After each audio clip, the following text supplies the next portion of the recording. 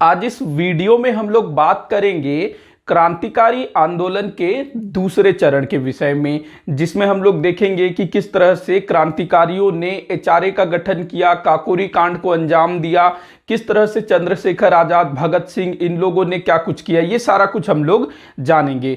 देखिएगा, जो भारत में जो क्रांतिकारी घटनाएं घटित हुई ना, उसको दो भागों में बांटा गया है। मैंने पहले भी बताया था। जो पहला वाला भाग है वो 1905 में जब स्वदेशी आंदोलन हुआ भारत में, तो उस समय में काफी जोर पकड़ा और उसके आगे कुछ समय तक चला, तो उसको जो है क्रांतिकारी आंदोलन का प्रथम चरण बोला जाता है, जिसको कि हम लोगों ने डिटेल में देखा। उसके बाद क्रांतिकारी आंदोलन का जो दूसरा चरण है वो असहयोग आंदोलन के वापस लिए जाने के बाद शुरू होता है। तो इसमें हम लोग देखेंगे इस बीच क्या क्या हुआ। अच्छा, असहयोग आंदोलन के वापस लिए जाने के बाद ही यह क्रांतिकारी आंदोलन का जो दूसरा चरण है क्यों शुरू हुआ, इसको हम लोग थोड़ा सा समझ लेते हैं। तो देखिएगा, जो प्रथम चरण और द्वितीय चरण, इन दोनों के बीच में जो गांधी जी जब भारत आते हैं, होम रूल आंदोलन चलता है, रौलट एक्ट, ये सारा जब मामला आता है ना, तो उस समय क्रांतिकारी घटनाओं में थोड़ी सी कमी देखने को मिलती है। अब क्या होता है कि गांधी जी, उनकी विचारधारा नहीं थी, तो काफी सारे लोग जो हैं उनको लग रहा था कि गांधी जी की जो विचारधारा है उससे हमको कामयाबी मिल सकती है। गांधी जी ने जब असहयोग आंदोलन का प्रस्ताव रखा, तो भारत के जितने भी क्रांतिकारी संगठन थे ना, उनमें से अधिकतर ने गांधी जी के असहयोग आंदोलन के प्रस्ताव का समर्थन किया। और आप लोग देखिएगा कि जो चंद्रशेखर आजाद हो, भगत सिंह हो, इन लोगों ने असहयोग आंदोलन के समय अपना योगदान भी दिया था, क्योंकि जो काफी सारे छात्र थे उन्होंने गांधी जी के एक आह्वान पर अपने स्कूल और महाविद्यालयों का त्याग कर दिया था, और वही लोग जो है आगे चल करके क्रांतिकारी बन जाते हैं। देखिएगा, क्या होता है कि जो आंदोलन है, असहयोग आंदोलन, वो बड़े अच्छे तरीके से चल रहा था कि सबको लग रहा था कि गांधी जी का जो तरीका है असल में काम करता है और हमको जो है सफलता मिलेगी, स्वराज मिलेगा। लेकिन चौरी चौरा की घटना घटित हो जाती है 5 फरवरी 1922 को, जिसमें 22 पुलिस वालों को जिंदा जला दिया जाता है। और इस घटना के बाद महात्मा गांधी जी क्या करते हैं, असहयोग आंदोलन को स्थगित कर देते हैं 12 फरवरी 1922 को। अब इससे क्या होता है, देश के जितने भी लोग थे, बड़े बड़े नेता हो, क्रांतिकारी संगठन हो, आम जनता हो, या फिर वे विद्यार्थी जिन्होंने गांधी जी के आह्वान पर अपने शैक्षणिक संस्थानों का त्याग किया था, तो उन सब का महात्मा गांधी जी के ऊपर से भरोसा उठ जाता है कि हमने जो है इनके ऊपर यकीन किया, इनका साथ दिया, लेकिन ये जो है जब आंदोलन ठीक ठाक चल रहा था, सफलता के निकट थे, उसी वक्त इन्होंने जो है आंदोलन को स्थगित कर दिया। तो जो युवा थे उस समय, युवा जो इस आंदोलन से जुड़े हुए थे, उनका जो है अहिंसात्मक तरीके से विश्वास उठ जाता है और वो लोग किस तरफ मुड़ जाते हैं, हिंसा के तरफ, जो क्रांतिकारी विचारधारा है उसकी तरफ अग्रसर होना शुरू हो जाते हैं। तो इसी के बाद हम लोग देखते हैं, जैसे ही असहयोग आंदोलन स्थगित होता है, उसके जो है लगभग 1-2 साल के बाद क्रांतिकारी गतिविधियां पुनः जोर पकड़ना शुरू कर देती है। अब इस समय तक भारत में कोई भी बहुत बड़ी क्रांतिकारी संगठन वो जो है अस्तित्व में नहीं थी। पहले जो अनुशीलन समिति हो गया, अभिनव भारत हो गया, युगांतर हो गया, ये भी इस समय थी, लेकिन उसके जितने बड़े बड़े नेता थे ना, सब या तो गिरफ्तार कर लिए गए थे या फिर शहीद हो गए थे। तो जो बड़े बड़े लीडर थे वो भी बिखरे हुए थे। तो क्या होता है, अक्टूबर 1924 को, डेट याद रखना है, अक्टूबर 1924, भारत के जितने भी क्रांतिकारी संगठन थे और उनसे जुड़े हुए जो क्रांतिकारी थे, वो लोग जो है अक्टूबर 1924 को कानपुर में एकत्र होते हैं और यहां पर गुप्त रूप से एक अधिवेशन बुलाया जाता है, मतलब एक बैठक होती है। कहां पर, कानपुर में। यहां पर कौन कौन लोग थे, तो सचिंद्रनाथ सान्याल थे, राम प्रसाद बिस्मिल थे, इसके बाद रोशन सिंह थे, अशफाक उल्ला खां थे, मतलब काफी सारे बड़े बड़े क्रांतिकारी, योगेश चंद्र चटर्जी। तो नाम आप लोग एक बार फिर से सुनिएगा, सचिंद्रनाथ सान्याल जो कि पुराने क्रांतिकारी थे वो यहां पर उपस्थित होते हैं, राम प्रसाद बिस्मिल वो उपस्थित होते हैं, योगेश चंद्र चटर्जी वो यहां होते हैं, अशफाक उल्ला खां भी होते हैं, चंद्रशेखर आजाद जैसे कुछ नए नेता भी इसमें शामिल होते हैं। चंद्रशेखर आजाद इस समय नए थे, बाकी जो राम प्रसाद बिस्मिल हो गए, योगेश चंद्र चटर्जी हो गए, सचिंद्रनाथ सान्याल हो गए, उसके बाद रोशन सिंह हो गए, ये लोग थोड़े से पुराने क्रांतिकारी थे। तो यहां पर ये लोग जो है मीटिंग करते हैं, बैठक करते हैं, और जो अलग अलग जो क्रांतिकारी संगठन के जो लोग होते हैं, कुछ बंगाल से आए थे, कुछ पंजाब से आए थे, कुछ उत्तर प्रदेश से थे, कुछ कहीं और से थे, तो एकजुट एक होकर के एक संगठन बनाएंगे, इस तरह का यहां पर प्लान बनता है। और इसी कानपुर के बैठक में एक संगठन स्थापित होता है जिसको शॉर्ट में बोला गया HRA। क्या बोला गया? HRA। इसका पूरा नाम है Hindustan Republican association. Hindustan Republican association. ये जो है इस कानपुर अधिवेशन में स्थापित होता है। क्या? Hindustan Republican association. हिंदी में इसको क्या बोलेंगे? तो हिंदुस्तान समाजवादी संघ, हिंदुस्तान प्रजातांत्रिक संघ। हिंदी में भी मैं लिख देता हूं, हिंदुस्तान प्रजातांत्रिक, जो रिपब्लिकन है उसका प्रजातांत्रिक संघ, ये हिंदी में। और शॉर्ट नेम क्या है? HRA। तो हिंदुस्तान रिपब्लिकन एसोसिएशन अथवा हिंदुस्तान प्रजातांत्रिक संघ यहां पर गठित होता है, कानपुर में गठित हुआ था, ध्यान रखेंगे। अब ये जो संगठन गठित हुआ, इसका उद्देश्य क्या था? तो इसका उद्देश्य था भारत से औपनिवेशिक सत्ता को उखाड़ फेंकना, भारत से औपनिवेशिक सत्ता को उखाड़ फेंकना और अपने देश को स्वतंत्र करवाना। इसके बाद ये लोग जो हैं संघीय गणतंत्र संयुक्त राज्य भारत स्थापित करना चाहते थे। जैसे संयुक्त राष्ट्र अमेरिका है ना, संयुक्त राज्य अमेरिका, वैसे ये लोग जो है संयुक्त गणतंत्र, एक मिनट फिर से मैं देखता हूं, संघीय गणतंत्र संयुक्त राज्य भारत, मैं लिख देता हूं, मैं खुद भूल रहा हूं तो आप लोग भी भूल सकते हैं। संघीय गणतंत्र मतलब जनता का शासन, संघीय गणतंत्र संयुक्त राज्य भारत। इसको अंग्रेजी में बोला गया United union of India, United states of India, इसको अंग्रेजी में बोला गया United states of India, United states of India.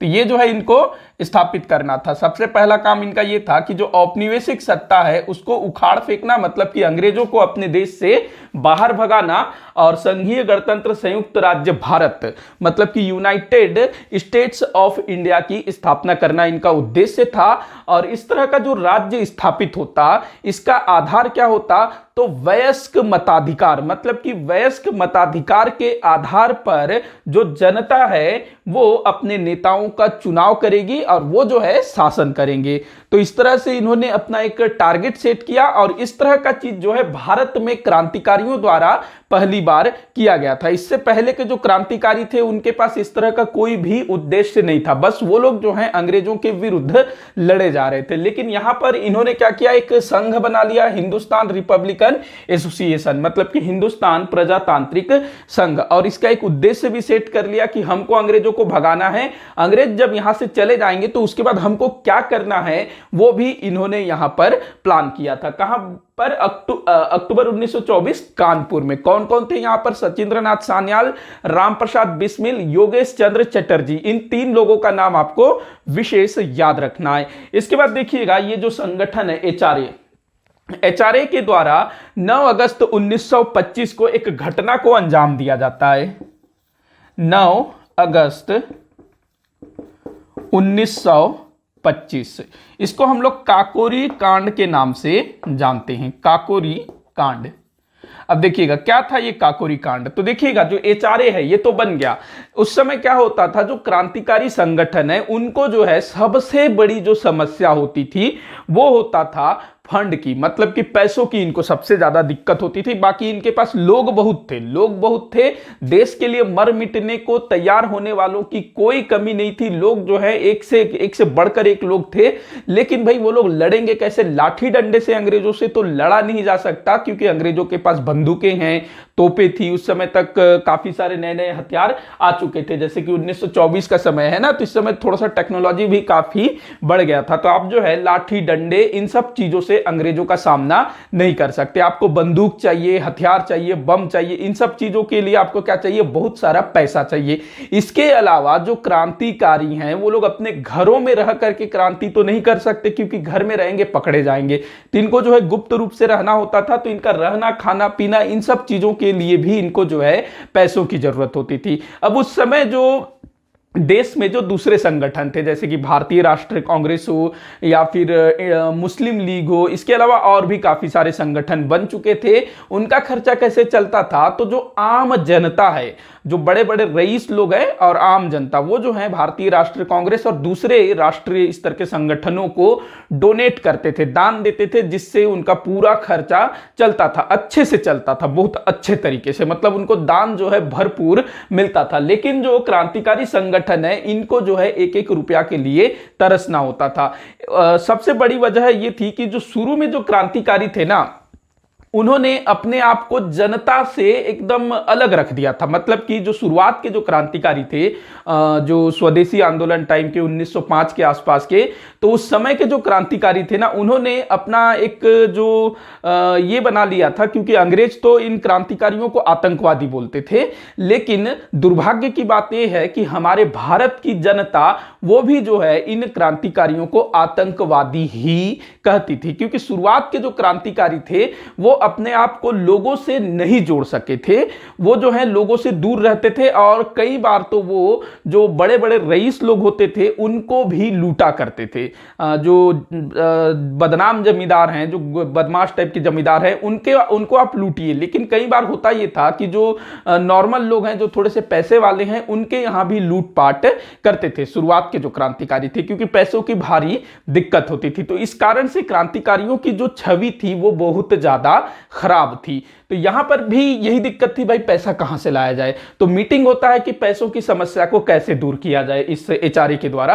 अब पुराना वाला तरीका अपनाया जाए कि किसी जमींदार के यहां लूटा जाए या किसी बड़े सेठ को लूटा जाए, इस तरह से। लेकिन यहां पर जो राम प्रसाद बिस्मिल जैसे जो नेता हैं, वो बोलते हैं कि हम लोग जो है इस तरह से लूटपाट करते हैं, चाहे हम किसी बुरे जमींदार को लूटें या किसी बुरे अधिकारी को लूटें, तो इससे हमारा जो छवि है वो खराब हो रहा है। अंग्रेज हमको आतंकवादी बोले, ठीक है, लेकिन हमारी जो जनता है, हमारे जो भारत के लोग हैं, वो भी हमको आतंकवादी समझ रहे हैं। तो हमको अपनी जो है छवि को भी सुधारना है। तो हमको जो है हमारी जनता को नहीं लूटना है, चाहे वो बुरी हो, हमको अपनी जनता को नहीं लूटना है, हमको अंग्रेजों को लूटते हैं, अंग्रेजों का खजाना लूटते हैं। मतलब अंग्रेजों का जो खजाना था वो भी तो भारतीय ही था, लेकिन था वो अंग्रेजों के पास, तो उसको लूटते हैं, न कि हम लोग जनता को। तो यहां पर तय होता है कि जो लखनऊ से सहारनपुर, जो सहारनपुर लखनऊ एक ट्रेन जाने वाली थी, जिसका नाम था 8 डाउन ट्रेन। 8 डाउन ट्रेन, रेलगाड़ी का क्या नाम था? 8 डाउन रेलगाड़ी। ये था 8 डाउन रेलगाड़ी, जो कि सहारनपुर से लखनऊ के बीच चलती थी। तो ये तय किया गया, क्योंकि इस रेलगाड़ी में ना अंग्रेजों का खजाना, मतलब भारत का खजाना, वो जाने वाला था। तो क्रांतिकारियों ने तय किया कि हमको जो है इस खजाने को लूटना है। कहां पर लूटेंगे? तो बीच में एक काकोरी नाम का एक छोटा सा गांव पड़ता था, वहां पर हम लोग जो है इस घटना को अंजाम देंगे। और ये लोग जो है घटना को अंजाम देते हैं 9 अगस्त 1925 को। वहां पर जो है ब्रिटिश अंग्रेजों का जो खजाना होता है उसको लूट लिया जाता है। बाद में अंग्रेज जो है क्रांतिकारियों को पकड़ लेती है, जो इस घटना में शामिल थे। तो कुछ क्रांतिकारियों के नाम आप लोग याद रखेंगे: राम प्रसाद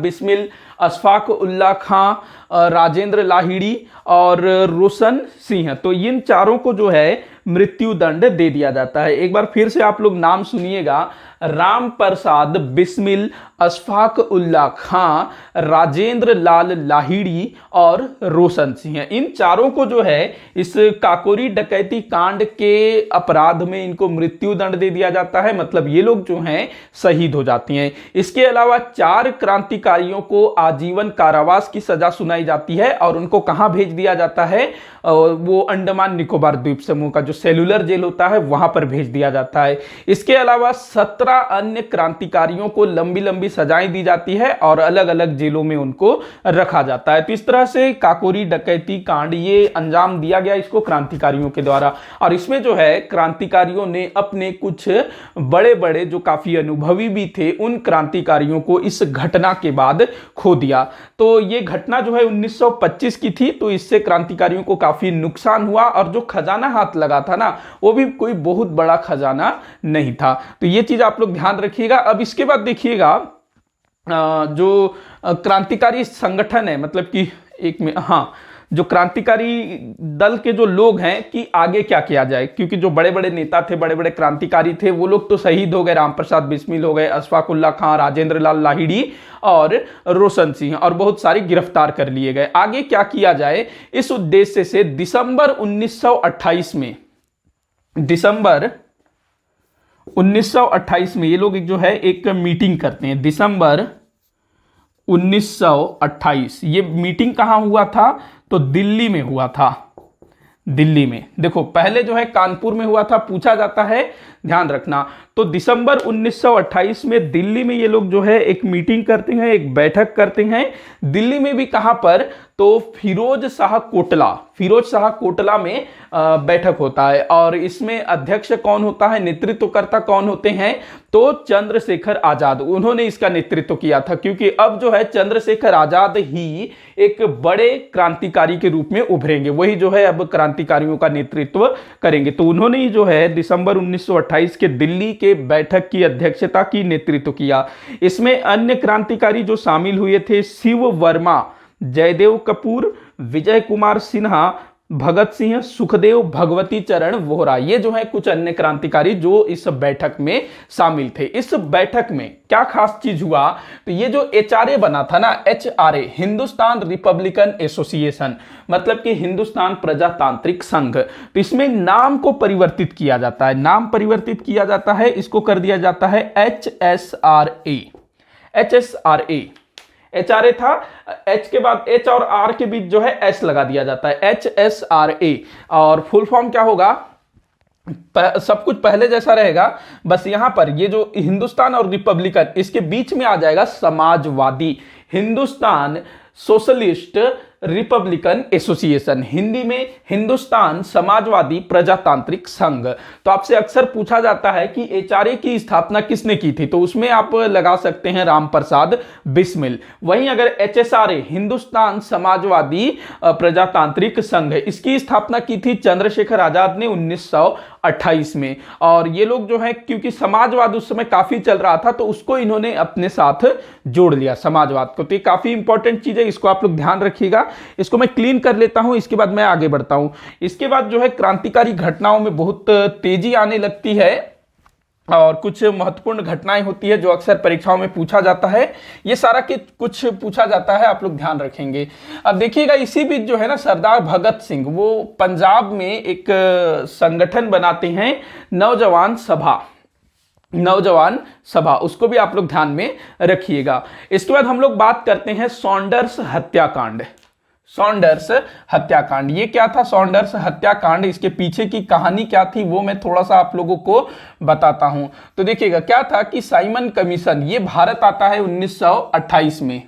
साइमन कमीशन, इसका उद्देश्य क्या था साइमन कमीशन का, 1919 का जो भारत शासन अधिनियम पारित हुआ था वो ठीक तरह से काम कर रहा है या नहीं, ये देखना इस साइमन कमीशन का काम था। अब वो लोग देखते बताते कि भाई इसको आगे बढ़ाना है या फिर कुछ नया लाना है, लेकिन इस साइमन कमीशन में एक भी भारतीय नहीं था। तो इस चीज का जो है भारतीय लोग विरोध कर रहे थे कि भाई आप लोग जो है हमारे बारे में जांच पड़ताल करोगे, हमारे बारे में फैसले लोगे और उसमें कोई भी भारतीय नहीं है। तो इसका जो है पूरे देश में बहुत ज्यादा विरोध हुआ, पंजाब में भी हुआ, लाहौर में। तो वहां के एक बड़े प्रसिद्ध नेता थे, काफी पुराने नेता थे और क्रांतिकारियों को वो बहुत ज्यादा सपोर्ट भी करते थे, पंजाब केसरी लाला लाजपत राय। तो उन्होंने जो है पंजाब के क्रांतिकारियों के साथ मिल करके ये जो साइमन कमीशन है उसका विरोध किया। अब वहां पर क्या होता है, जो अंग्रेज पुलिस है वो पहुंच जाती है, लाठीचार्ज करती है और इस लाठीचार्ज में जो लाला लाजपत राय हैं उनकी वो घायल हो जाते हैं, बाद में उनको अस्पताल में एडमिट किया जाता है, कुछ समय बाद उनकी मृत्यु हो जाती है। अब जो लाला लाजपत राय थे वो क्रांतिकारियों से बहुत ज्यादा सहानुभूति रखते थे, तो जो क्रांतिकारी हैं वो लोग बौखला जाते हैं कि भाई हमारे जो प्रिय नेता थे, जो हमको बहुत ज्यादा सपोर्ट करते थे, उनकी इस तरह से मृत्यु हो गई। तो यहां पर जो क्रांतिकारी हैं वो लोग फिर प्लान बनाते हैं कि जिस पुलिस अधिकारी ने वहां पर लाठीचार्ज किया था उसको हम लोग जो है मारेंगे। तो इससे जो है एक तरह से लाहौर में एक अंग्रेजों में भी थोड़ी सी दहशत फैलेगी। तो जो साइमन क्या कहते हैं, लाला लाजपत राय को जिसने मारा था ना वो था स्कॉट, इसने लाठी चलाया था लाला लाजपत राय के ऊपर, उससे डेथ हुई थी।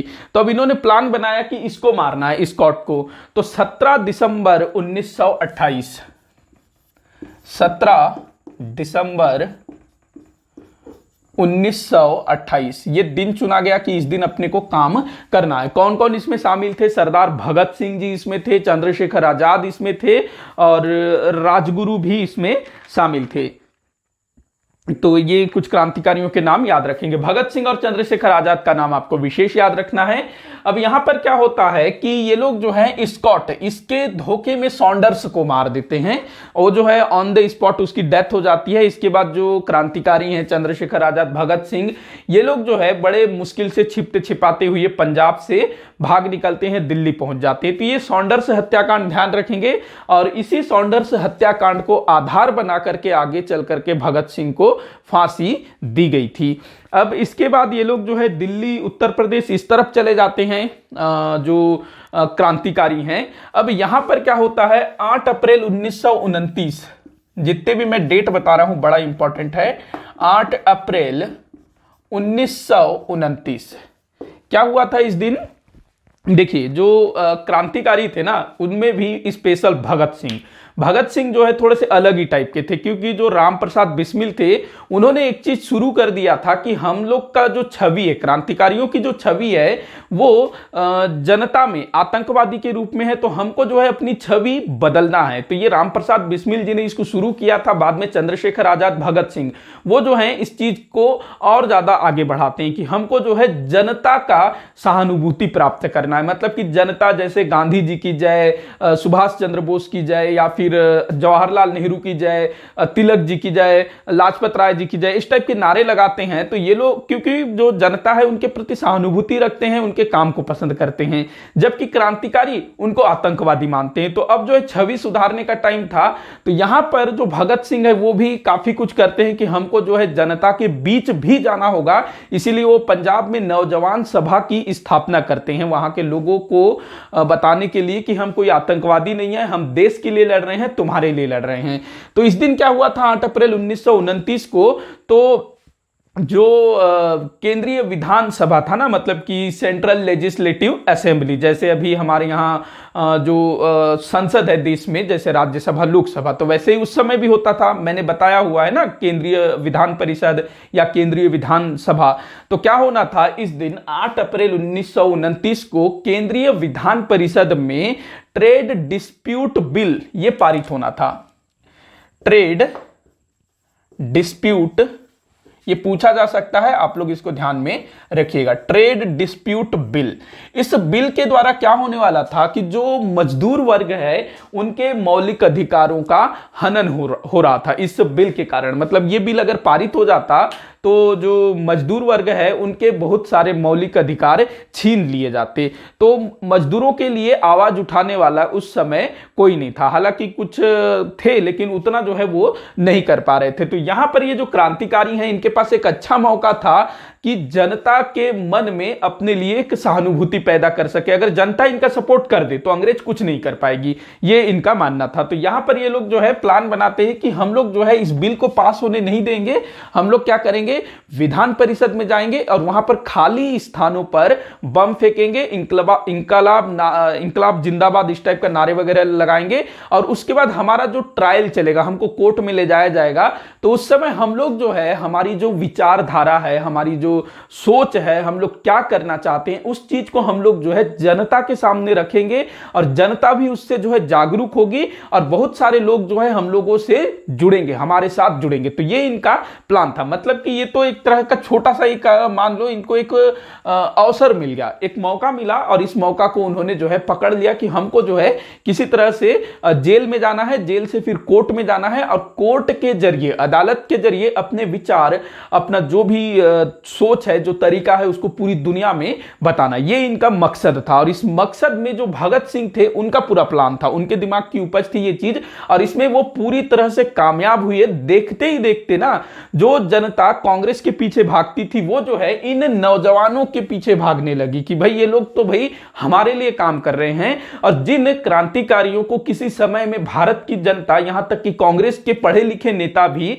मतलब उनको मालूम है कि भाई ये लोग देश के लिए कर रहे हैं, लेकिन वो भी जो है आतंकवादी ही बोलते थे। तो अब जो है जो देश की जनता है वो अब इनको चाहने लगी थी। जो भगत सिंह का जो फोटो आप लोगों ने देखा होगा ना, वो हैट लगाया हुआ एक फोटो, तो वो फोटो ना, ये जब केंद्रीय विधान परिषद में वो बम फेंकने जा रहे थे, तो उसमें वो पूरा वेस्टर्न ड्रेस उन्होंने पहन रखा था, कोट वगैरह, सूट बूट, कोट, टोपी वगैरह। तो उन्होंने जो है वो फोटो उससे पहले खिंचवाई थी, ऐसा बताया जाता है। और बाद में ना उस फोटो की काफी डिमांड थी, लोग जो है उसके पीछे पागल हो गए थे उस फोटो के लिए। हर पेपर में उसको वो फोटो छपता था, लोग उसको इकट्ठा करते थे, घर में काट के अपना लगाते थे। तो भगत सिंह जो है घर घर में पहुंच गए। जो कुछ समय पहले तक आतंकवादी कहलाते थे, अब वो जो है देश के चहेते बन गए थे। तो यहां भगत सिंह जी का बड़ा रोल था। तो 8 अप्रैल 1929 को बटुकेश्वर दत्त, नाम याद रखेंगे, भगत सिंह के साथ बटुकेश्वर दत्त, क्योंकि दो लोगों को जाना था, भगत सिंह और बटुकेश्वर दत्त, ये दोनों जो है केंद्रीय विधान परिषद में पहुंचते हैं। और वहां पर मौका देख के, वहां जो विधान परिषद में जो खाली स्थान होता है, वहां पर जो है बम फेंक देते हैं। और उसके बाद फिर वो नारा वगैरह लगाते हैं और पर्चे वगैरह फेंकते हैं, भागते नहीं है, क्योंकि उनका प्लान था भाई कि अपने को तो गिरफ्तारी देनी है, जेल जाना है, कोर्ट जाना है। गिरफ्तार किया जाता है, जेल में ले जाते हैं, फिर इनके ऊपर मुकदमा चलाया जाता है कि भाई तुम लोगों ने बम काहे को फेंका, इस टाइप से। अब जब मुकदमा चलता है, तो जो इन्होंने सोचा था कि कोर्ट, क्योंकि भाई उस समय में जो अदालत में जो भी कार्यवाही होती थी, रिपोर्टर लोग पहुंच जाते थे, वो पूरा नोट करते थे, अखबार में छाप देते थे। तो ये वहां पर जो है अपना विचार, अपना तरीका, सब कुछ वहां खुल के बताने लगे कि हम लोग क्यों बम फेंका। हम यहां पर ना भगत सिंह ने एक वाक्य बोला था कि बहरों को सुनाने के लिए धमाका करना पड़ता है। मतलब कि जो बहरा व्यक्ति होता है वो धीरे में नहीं सुनता है, उसको जोर से बोलना पड़ता है। तो वैसे ही ये जो सरकार है वो बहरी हो गई है, और इस बहरी सरकार को सुनाने के लिए धमाका करना जरूरी था। तो हम लोगों ने इसलिए धमाका किया। पूरा अपना जो भी विचार है, जो सिद्धांत है, जो तरीका है, वो सारा कुछ वो जो है कोर्ट के माध्यम से पूरे देश में ये जो है फैलाना शुरू कर देते हैं। अब यहां तक ठीक था। अब इसके बाद देखिएगा, इस बीच जो है इनके मतलब कि कोई गद्दारी वगैरह कर देता है इनके दल में, तो बहुत सारे क्रांतिकारी जो हैं पकड़ लिए जाते हैं, लेकिन चंद्रशेखर आजाद वो अंग्रेजों के हाथ नहीं लगते हैं। और इस बीच जो है सरदार भगत सिंह, ये जेल में ना जो कैदी होते हैं, जेल में उस समय क्या होता था, जो राजनैतिक बंदी होते थे, मतलब जितने लोग देश के लिए लड़ते हैं, उनको राजनैतिक बंदी का दर्जा दिया जाता था। उसमें अधिकतर कांग्रेस के लोग होते थे। तो कांग्रेस का कोई नेता जेल में जाता था ना, तो उसके लिए विशेष सुविधाएं होती थी। ऐसा नहीं है कि उनको काफी ठाट बाट से रखा जाता था, मतलब उसको जो है अच्छा सा पलंग वगैरह दिया जाता था, कुर्सी मेज दिया जाता था, कागज कलम लिखने के लिए दिया जाता था, रोज अखबार दिया जाता था, किताबें दिया जाता था। मतलब कि उनको जो है जेल के अंदर रह करके भी वो लोग जो है देश दुनिया में क्या चल रहा है ये सारा कुछ वो जान समझ सकते थे। लेकिन जो क्रांतिकारियों को जब जेल में ले जाया जाता था, तो उनके साथ जो है बहुत घटिया व्यवहार किया जाता था, ऐसा व्यवहार किया जाता था कि जैसे वो कोई चोर उचक्के या कोई बलात्कारी हैं, उनके जैसा इनको व्यवहार किया जाता था। तो भगत सिंह ने बोला कि भाई हम लोग कोई चोर डाकू नहीं है, हम लोग जो है देश के लिए लड़ रहे हैं, जैसे कांग्रेस के लोग लड़ रहे हैं, हम भी देश के लिए लड़ रहे हैं। तो राजनैतिक बंदियों को जो अधिकार दिया जाता है वो हमको भी दीजिए। इसके लिए वो आवाज उठाते हैं। वो बोलते हैं कि हमको रोज अखबार चाहिए, लिखने के लिए कागज कलम चाहिए, किताबें चाहिए, ये चीज वो मांग करते हैं। इसके अलावा जेल में जो खाना वगैरह दिया जाता था वो बड़ा गंदा खाना इनको दिया जाता था, उसके लिए भी ये आंदोलन करते हैं। आप लोगों ने मूवी वगैरह में देखा होगा कि 64 दिन तक इन्होंने जो है भूख हड़ताल की थी, और इसमें एक क्रांतिकारी जतिन दास, उनकी मृत्यु भी हो जाती है, 64वें दिन उनकी डेथ हो जाती है। तो ये भूख हड़ताल करते हैं और उसमें भी वो सफल हो जाते हैं। अंग्रेज सरकार को झुकना पड़ता है क्योंकि जो जनता है उनका सपोर्ट अब जो है इनको पूरी तरह से मिलने लगा था। तो जो कांग्रेस के बड़े बड़े नेता हैं काफी सारे, विशेष करके जो अपने क्या नाम सुभाष चंद्र बोस, उस टाइप के जो नेता थे, वो इनसे काफी सहानुभूति रखते थे कि इनके लिए हमको बहुत करना चाहिए कुछ। तो काफी सारे जो देश की जितनी मतलब कि देश की जो जनता है उनकी सहानुभूति अब क्रांतिकारियों को मिलने लगती है। अब जो है इसी बीच क्या होता है, मतलब कोई बता देता होगा, कोई गद्दारी करता होगा। जो सॉन्डर्स मर्डर हुआ था ना, सॉन्डर्स हत्याकांड, अभी तक पता नहीं था कि जो सॉन्डर्स हत्याकांड है उसमें भगत सिंह का भी हाथ है। देखो शुरू में ना, जब ये वाला काम करने के लिए, बम फेंकने के लिए जब आदमियों का चुनाव हुआ कि कौन जाएगा, चंद्रशेखर आजाद मना कर रहे थे, भगत अगर तुम जाओगे और ये सॉन्डर्स हत्याकांड अगर खुल जाता है तो तुमको वो लोग फांसी पे लटका देंगे, और मैं तुमको खोना नहीं चाहता हूं क्योंकि तुम जो है काफी तेज हो, काफी ब्रिलियंट हो। लेकिन भगत सिंह बोलते हैं कि भाई ये पूरा प्लान मैंने बनाया हूं और क्या करना है, कैसे करना है, वो पूरा मेरे दिमाग के अंदर में है। मैं जितना हो सका आप लोगों को बता दिया हूं, लेकिन काफी सारा जो चीज है वो मेरे अंदर आते जा रहा है, तो मैं उस तरह से उसको करूंगा, मतलब कोर्ट में जाकर के किस तरह से बोलना, क्या करना। तो फिर वो जो है चल देते हैं मतलब जेल में। तो बाद में ये सॉन्डर्स हत्याकांड इसको खोला जाता है। फिर उसमें पता चलता है कि जो भगत सिंह है इसने इसको मारा है, क्योंकि जो असेंबली में जो बम फेंका गया था उसमें किसी की डेथ नहीं हुई थी, कुछ कुर्सी टेबल टूट फूट गए थे। तो उस आधार पर अगर भगत सिंह को फांसी दे दिया जाता ना, तो उस समय की जो जनता है अंग्रेजों को छोड़ती नहीं, और अंग्रेजों का अंतरराष्ट्रीय स्तर पर भी काफी फजीहत हो जाता, क्योंकि उस टाइम पर ये सारा कुछ भी मैटर कर रहा था। अंतरराष्ट्रीय स्तर पर भी उस समय यूरोपीय देशों के ऊपर दबाव पड़ रहा था। जर्मनी उधर से चिल्ला देता, जापान चिल्ला देता, तो असेंबली में बम फेंकने के आधार पर किसी को फांसी वगैरह नहीं दे सकते थे। इसीलिए जो है सॉन्डर्स हत्याकांड को खोला जाता है और इसमें जो है भगत सिंह को दोषी ठहराया जाता है और उनको जो है फांसी की सजा दी जाती है। 23 मार्च 1931, आप में से सभी को पता होगा, इस दिन भगत सिंह, राजगुरु और सुखदेव को फांसी दी गई थी। 23 मार्च 1931, एक मूवी भी है ना इसी नाम से, सेम इसी नाम से, 23 मार्च 1931। वैसे तो सरदार भगत सिंह जी के ऊपर में बहुत सारी पिक्चर बनी हुई है, काफी पहले से लेकर के। आप अगर देखोगे, जब मतलब ब्लैक एंड व्हाइट टाइम से ही बहुत सारी फिल्में बनी हुई है, तो इस नाम से ही एक मूवी है जहां तक, 23 मार्च 1931। तो इस दिन जो है भगत सिंह, सुखदेव और राजगुरु, इन तीनों को फांसी दी गई थी। किन किन को फांसी दी गई? भगत सिंह, सुखदेव और राजगुरु।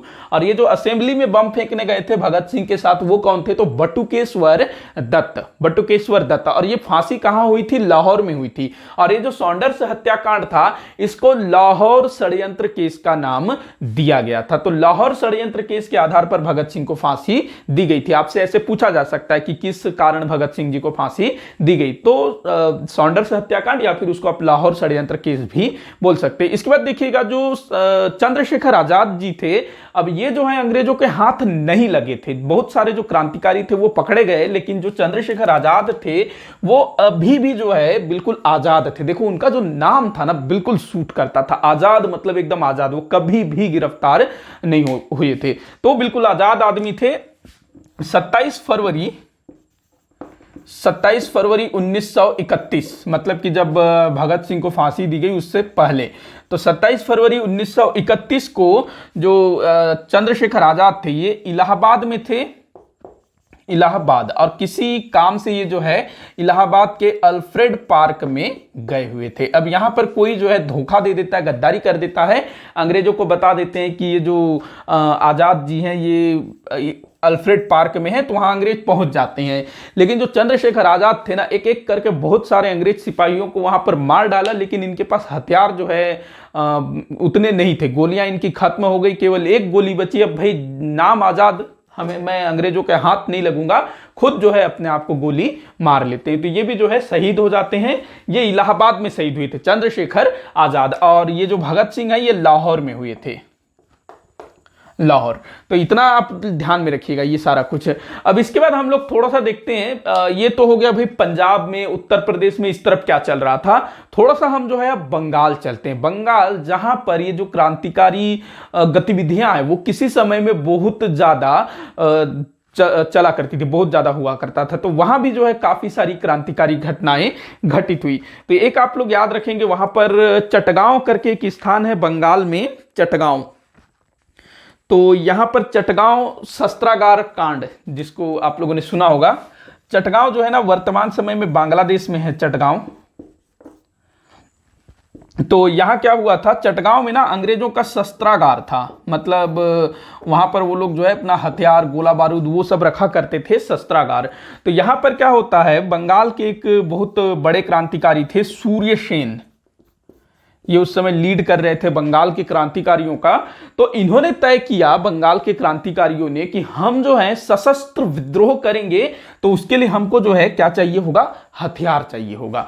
ये तो भाई क्रांतिकारियों को देखो, जो पैसा हो गया, हथियार हो गया, इसके बिना ये लोग कुछ नहीं कर पाएंगे। तो हथियार चाहिए होगा, सशस्त्र विद्रोह। बहुत सारे लोग जो है इनके दल में जुड़ गए थे। काफी सारी लड़कियां भी थी, जैसे कि प्रीतिलता दवेदार हो गए, एक कल्पना जी का भी नाम आता है, काफी सारी लड़कियां भी थी, काफी सारे लड़के भी थे। तो एक बहुत बड़ा संगठन इनका बना हुआ था, लेकिन उनके पास जो है हथियारों की कमी थी। तो सूर्य सेन ने बोला कि भाई हम लोगों के पास हथियार कहां से आएगा, अंग्रेजों का ही लूटना होगा। तो जो चटगांव है ये शस्त्रागार था, तो इसको लूटने का प्लान बनाया जाता है कि यहां पर हम लोग जो है धावा मारते हैं और उसको जो है लूट लेते हैं। तो 18 अप्रैल 1930, 18 अप्रैल 1930 इस दिन जो है इस चटगांव शस्त्रागार पर ये लोग जो है धावा बोलते हैं, लूटमार करते हैं वहां पर।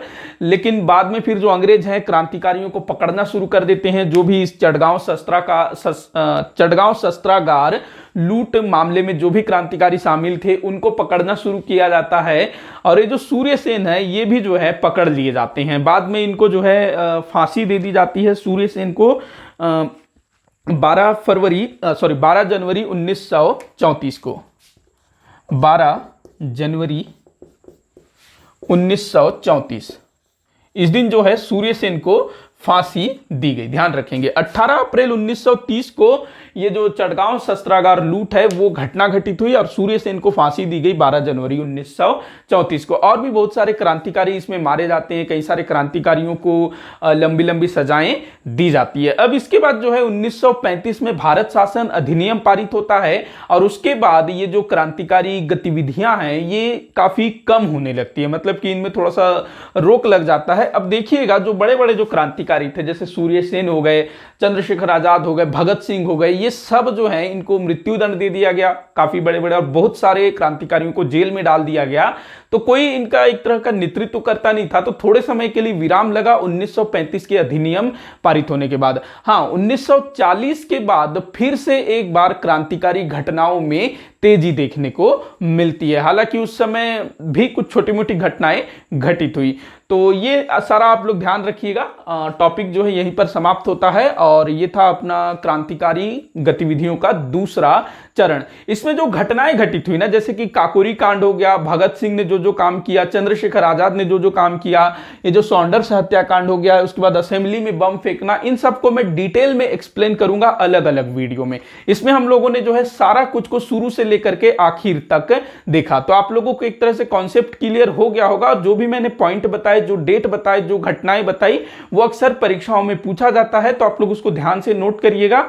अगर इसका स्क्रीनशॉट लेना है तो आप लोग ले सकते हैं, वैसे तो उतना कोई खास नहीं है। तो वीडियो यहीं पर समाप्त होता है। वीडियो को आखिर तक देखने के लिए बहुत बहुत धन्यवाद।